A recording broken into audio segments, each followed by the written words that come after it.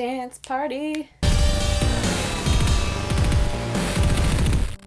Hello and welcome to the ugly side of this room. Currently having some technical difficulties. My camera batteries are all dead, so I'm using my vlog camera. Also, all of my lights are packed away in a bag, and I don't feel like opening them and setting them up and spending an hour to do that. So instead, I'm sitting in front of the window. Natural lighting. Thank you. Anyways, today, I'm doing a book talk. I've never done a book talk before. I've done book reviews, but I never dive in completely. Not really sure why. I've just never really felt compelled to. But today is a day that I want to do that. This book talk is going to be divided into two parts. The first part will have no spoilers. It will be pretty much just a review. And then the second part will be all about the spoilers. Okay. So today I'm talking about this book called Again But Better. This is a book by Christine Riccio. Riccio? I just realized in this moment that I have no idea how to pronounce her last name. Otherwise known as PolandBanansBooks, the YouTube channel. She's a booktuber. I have been subscribed to her channel since it, birthed.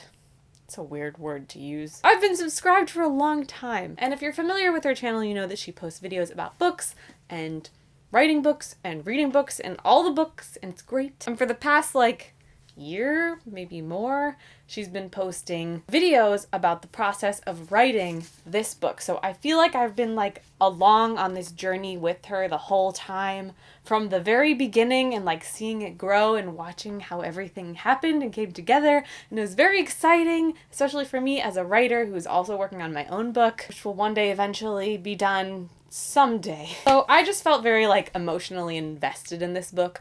Before I even knew what it was, what genre it was, what it was about, I was just yes, I'm gonna read that. So Again But Better is a YA-ish contemporary novel, and it's essentially about finding yourself. It's a coming of age story. It's essentially a coming of age story for someone who should have technically already come of age, if that makes sense.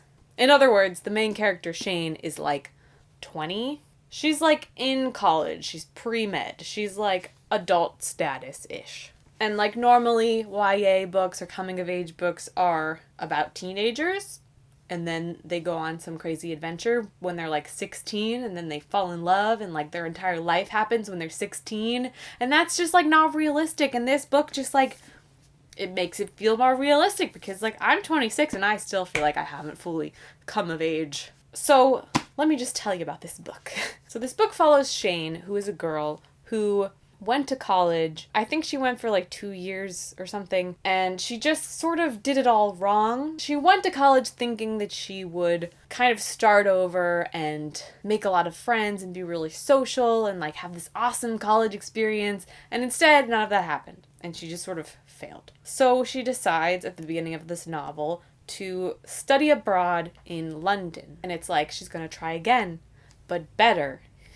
Do you get it? So she makes this list of all these goals that she has, she's gonna make friends, and she's gonna socialize even though she has anxiety about it, and she's gonna kiss a boy because she's never kissed a boy before.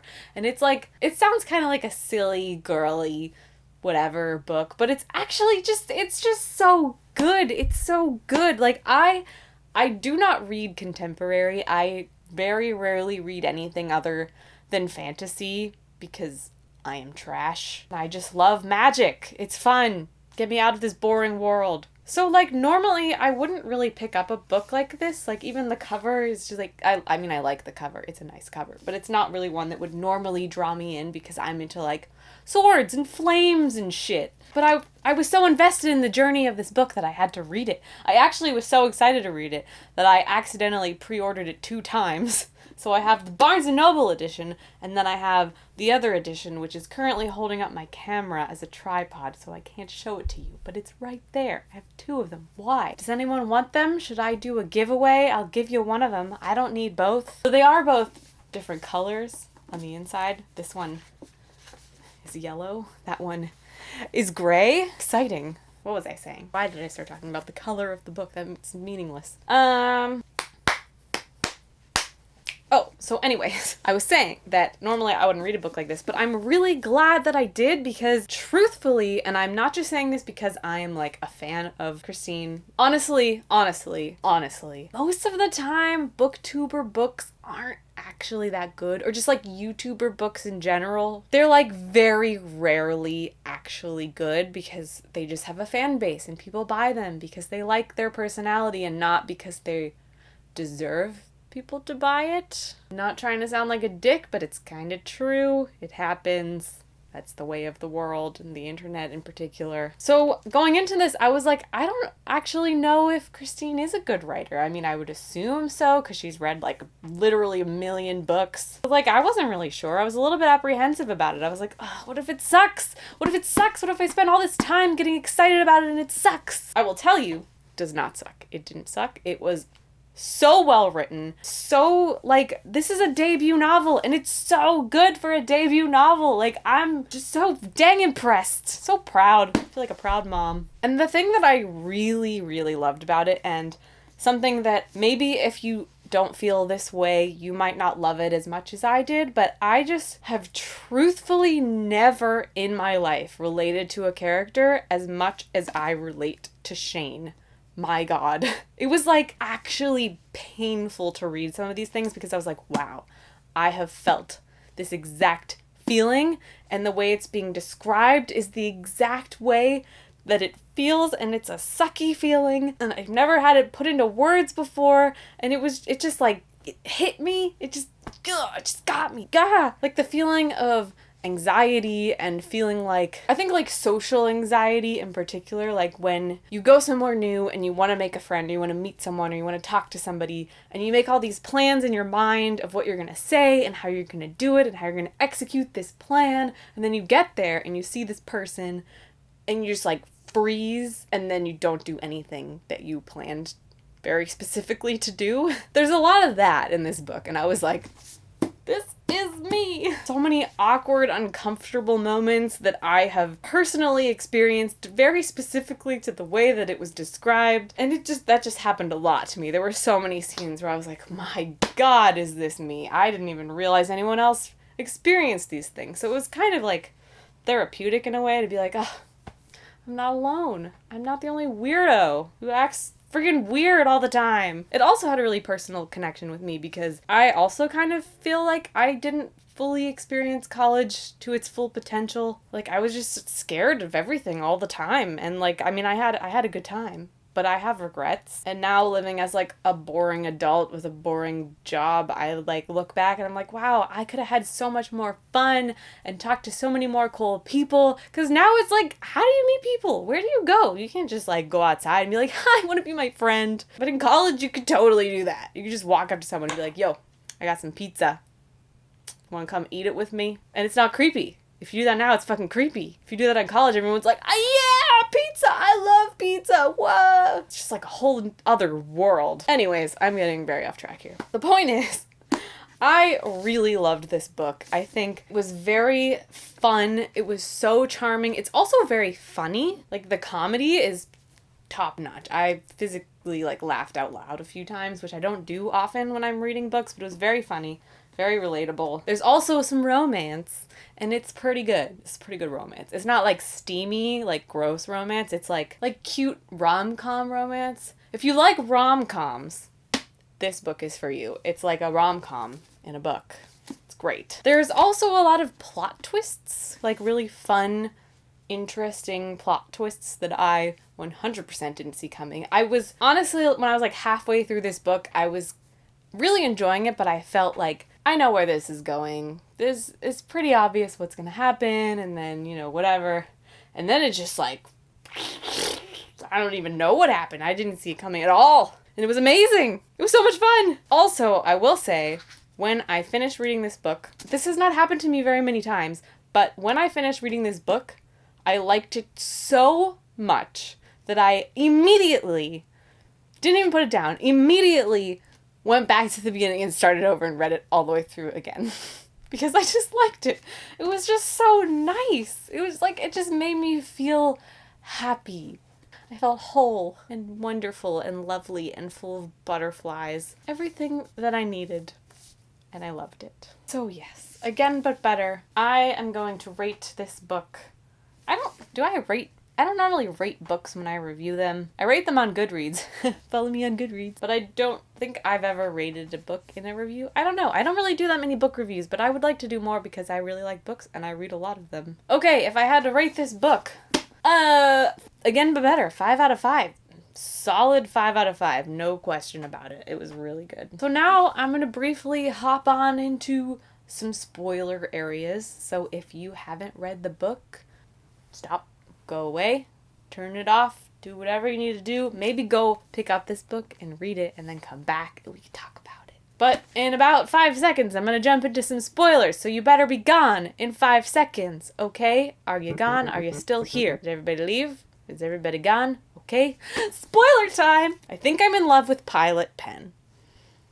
Just throwing that out there. I guess I could have said that in my non-spoiler section, but it felt like a spoiler somehow. Also love the fact that his name is Pilot Pen.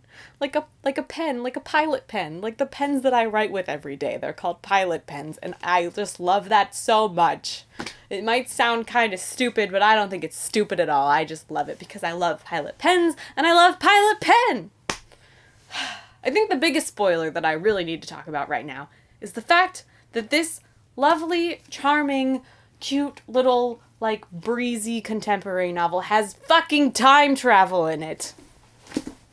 What? 150% did not expect to get to a time travel part in this book. Like, I was just... The only thing that slightly made me think something weird was gonna happen was the woman with the red hair who kept popping up everywhere. I was like, who are you? What? Are you like a spirit guide? Like, what are you doing? Is this supposed to be like some metaphorical thing that there's this redheaded woman everywhere? And I like couldn't figure it out. Every time she showed up, I was like, what does this mean? And then I kind of forgot about her. And then the freaking, they were in 2011 all over again. And I was just like, no. I just didn't see that coming at all. I was just like, I was having such a good time in just the normal way of life, no time travel, and then time travel happens, and I was just having an even better time, which I didn't even think was possible.